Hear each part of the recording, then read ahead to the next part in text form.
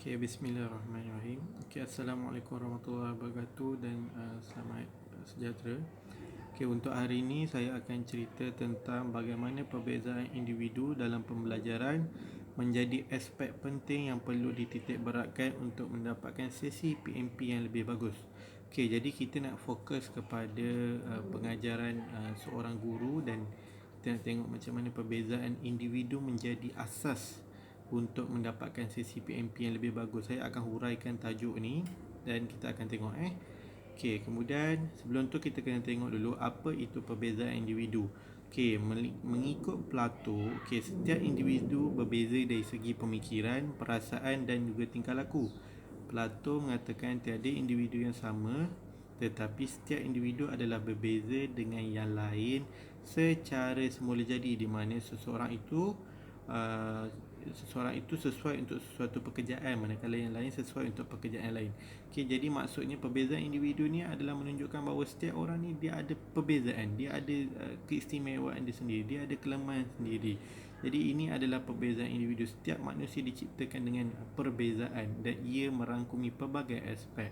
Okey, kalau kita tengok dari segi dalam pembelajaran pula, perbezaan individu dalam pelajaran pula, Klucker, Murray and Snyder 1953 mengatakan bahawa setiap manusia akan bertindak seperti manusia yang lain dalam sesuatu perkara dan mereka akan bertindak mengikut kumpulan dalam sesuatu perkara dan mereka akan bertindak mengikut cara sendiri bagi sesuatu perkara.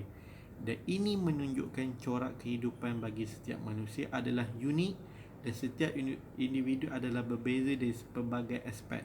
Jadi kalau kita tengok daripada apa yang dihuraikan di sini mengatakan bahawa setiap manusia adalah berbeza dan diorang merangkumi daripada pelbagai aspek dan ia melengkapi dalam segi norma kehidupan manusia.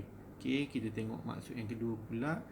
Menurut Hairul Yusri 2007, perbezaan individu dari segi ketidaksamaan aspek perkembangan secara fizikal, mental, sosial, emosi di kalangan individu.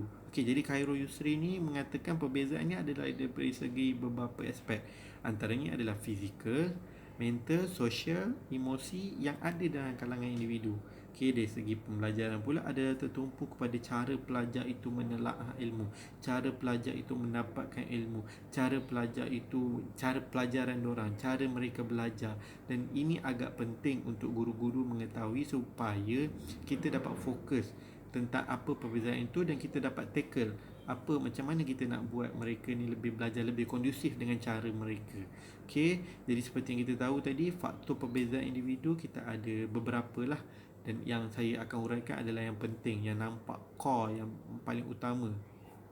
Antaranya adalah perbezaan fizikal, perbezaan rohani, perbezaan kognitif, emosi, perbezaan sosial, perbezaan budaya. Dan ini saya akan huraikan satu persatu. Cuma kita nak maklum bahawa yang 6 ini adalah yang asas. Dia ada banyak lagi, contohnya macam intrapersonal, teknik pelajaran, cara belajar. Ni semua akan kita tengok secara terperinci nanti kemudian. Okey, jadi saya nak huraikan. Yang pertama adalah perbezaan fizikal. Okey, kalau kita tengok perbezaan fizikal, ia adalah yang paling asas, yang kita nyata, kita nampak. Okey, kita boleh tengok contohnya dari segi jantina, dari segi fizikal, umur, kematangan, warna kulit, mata, rambut dan sebagainya. Okey. Okey, jadi perbezaan fizikal ni kita boleh tengok dalam pelbagai aspek yang nyata yang kita nampak. Macam saya cakap tadi, jantina, pertumbuhan fizikal, umur, kematangan, warna kulit, mata, rambut dan sebagainya. Okey, contoh yang kita boleh nampak dengan jelas adalah fizikal. Fizikal lelaki dan perempuan. Okey, fizikal lelaki ni dia lebih cepat, fizikal ni membesar, okey, dan dia lebih ganas. Okey, jadi cara pembelajaran diorang ni dengan perempuan adalah berbeza. Okey, jadi bila perbezaan ni contohnya dalam subjek sukan. Okey, dalam subjek sukan kita kan tengok apa yang khusus untuk lelaki, apa khusus untuk perempuan, supaya perbezaan individu ni kita dapat tackle. Kita tak boleh selaraskan. Jadi bila kita selaraskan satu aktiviti yang sama, nanti yang tidak adil. Okey, contoh yang kedua adalah umur lelaki dan umur perempuan. Ini adalah contoh perbezaan fizikal lah. kita tahu perempuan ni dia lebih cepat matang. Okey, dia lebih cepat matang daripada lelaki. Jadi cara pembelajaran mereka akan berbeza. Perempuan ni dia akan lebih cepat memahami situasi. Manakala lelaki ni dia akan slowly lambat untuk menangkap apa yang dia belajar. Okey. Jadi ini adalah contoh faktor perbezaan fizikal yang mana kita kena titik beratkan jugalah untuk dalam kita punya sesi pembelajaran nanti dan pengajaran. Okey, kemudiannya adalah kognitif. Okey, perbezaan kognitif. Okey, kalau kita tengok kognitif ni dia lebih kepada penyelesaian masalah, berbahasa, berfikir secara logik, menakul dan mengira. Dia lebih kepada macam mana mental kita menyelesaikan masalah. Okey, dan ia lebih kepada kadar penerimaan untuk memproses maklumat individu. Dan kita tahu setiap manusia ni dia kadar kognitif dia sangat berbeza. Ada setengah pelajar tu dia lebih cepat memproses maklumat, ada setengah pelajar tu dia perlukan masa, ada setengah pelajar tu dia perlukan data-data tambahan untuk dia berfikir, untuk menyelesaikan masalah-masalah tu semua. Okey, sebagai contoh, okey, kebiasaannya murid lelaki lebih baik dalam bidang matematik dan perempuan pula membaca dan sastera. Ini adalah bentuk-bentuk kajian yang kita dapati, dan ini adalah contoh perbezaan kognitif. Pelajar lelaki dia lebih suka kepada bidang-bidang matematik, sukan apa semua. Tapi lebih perempuan ni lebih kepada membaca, sastera, yang mana diorang lebih tertumpu untuk pembacaan, okey, yang tidak lasak apa semua. Jadi ini adalah cuma bentuk-bentuk perbezaan. Okey, yang lagi satu contoh adalah disleksia. Okey, di mana disleksia mencacatkan kebolehan murid untuk mencapai pencapaian akademik lebih tinggi. Okey, pelajar-pelajar yang mengalami disleksia dia mengalami masalah kesihatan secara mental, di mana mereka tak boleh nak berfikir dengan laju, mereka tak boleh nak berfikir dengan cepat seperti pelajar-pelajar normal. Jadi ini adalah perbezaan. Jadi pengajar harus merancang apa yang sesuai untuk pelajar-pelajar yang ada masalah-masalah berikut. Jadi dengan perbezaan-perbezaan ni semua, kita dapat tahu dan kita akan dapat atasi sebagai seorang guru nanti. Okey, yang seterusnya adalah perbezaan emosi.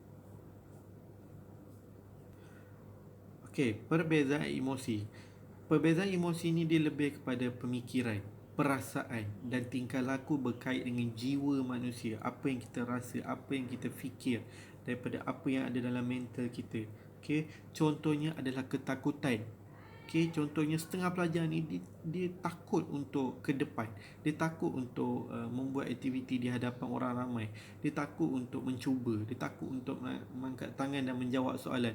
Jadi cikgu-cikgu para pengajar kena tackle benda ni. Kita kena tahu pelajar mana yang ada keberanian, pelajar mana yang dia sedikit takut. Jadi kita kena tackle cara yang sesuai untuk mereka.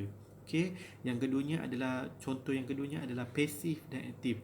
Okey, tidak semua pelajar adalah aktif. Okey, ada yang hyperaktif dan ada juga yang pasif. Jadi kita kena rancang sebagai seorang cikgu, kita kena rancang aktiviti apa yang sesuai yang berkait dengan budak-budak pelajar-pelajar yang aktif.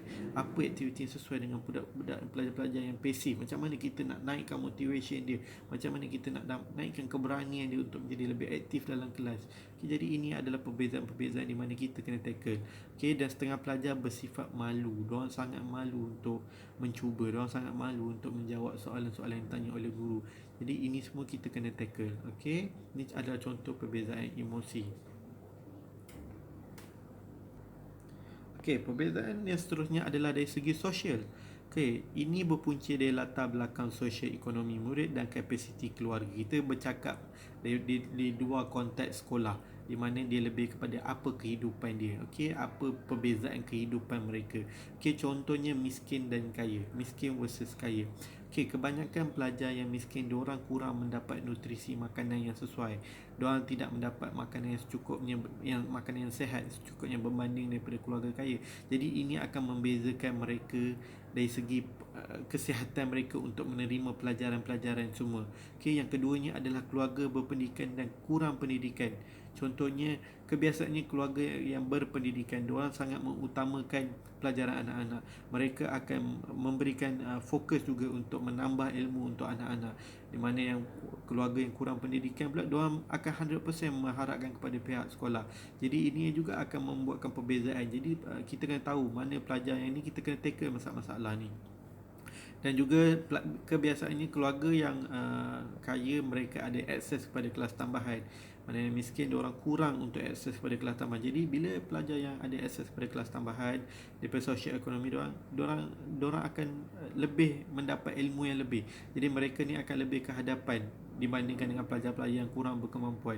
Jadi ini adalah bentuk-bentuk perbezaan di mana kita sebagai seorang guru kena tackle. Kita kena tahu mana yang kurang berkemampuan dan kurang pendidikan, kita kena bantu lebih, dan mana yang lebih, yang berkemampuan tu kita kena polish lagi mereka.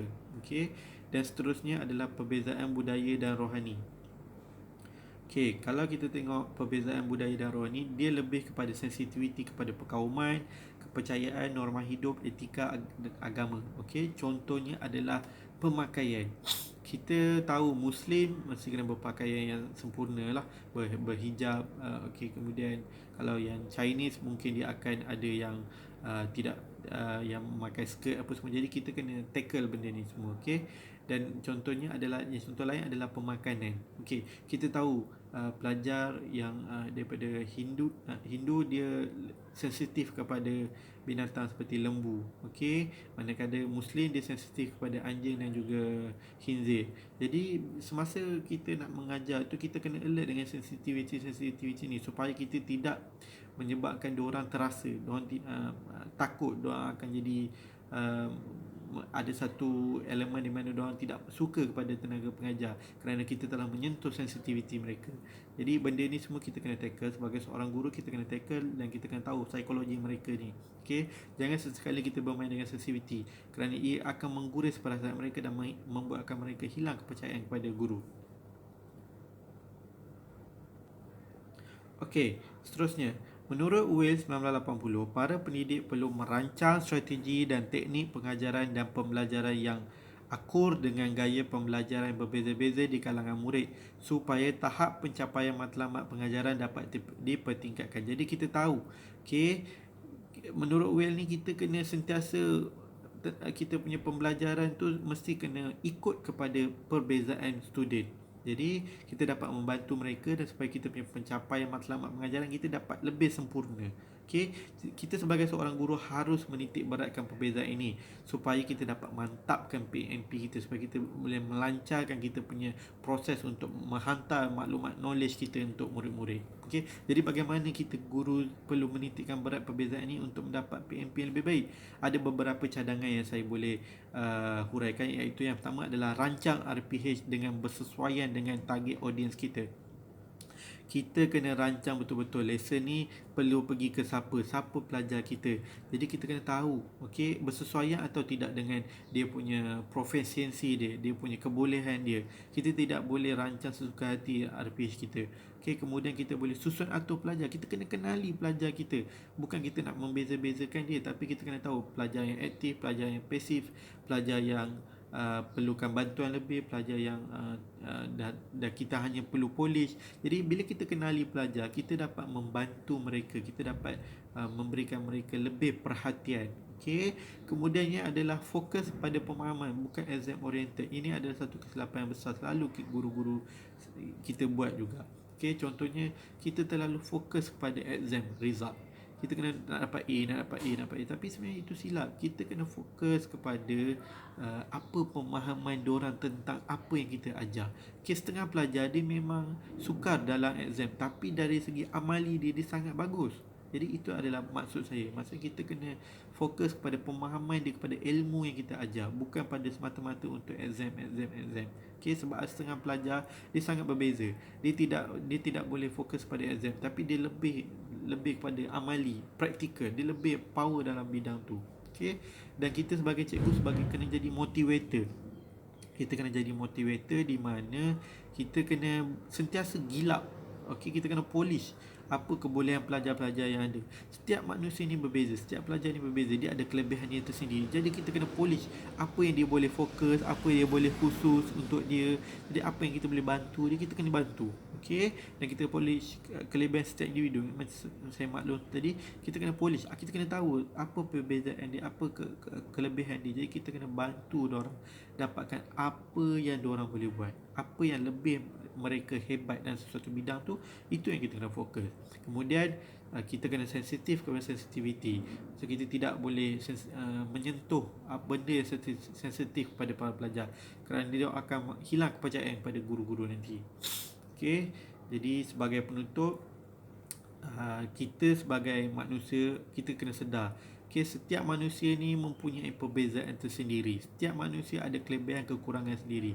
Jadi sebagai seorang guru, kita kena peka dengan perbezaan ni. Kita kena tahu, kita kena identify apa kelemahan, apa kelebihan murid, apa dia orang kuat, apa strength dia, apa weakness dia, supaya kita boleh gilap. Okay, kita kena cari cara yang paling baik untuk gilap kelebihan-kelebihan ni supaya mereka lebih berjaya, dan proses PMP kita pun lebih berjaya. Okay, dan kita kena faham betul-betul. Okay, kita kena tahu bahawa perbezaan individu ni sebenarnya memenuhi keperluan masyarakat. Okay, setiap manusia ni berbeza. Dia akan bantu daripada segi bidang yang ni. Okay, yang pelajar A pula akan bantu pelajar bidang yang lain. Jadi diorang saling merangkumi, saling melengkapi apa keperluan masyarakat. Right. Jadi itu saja untuk hari ini. Okay, terima kasih.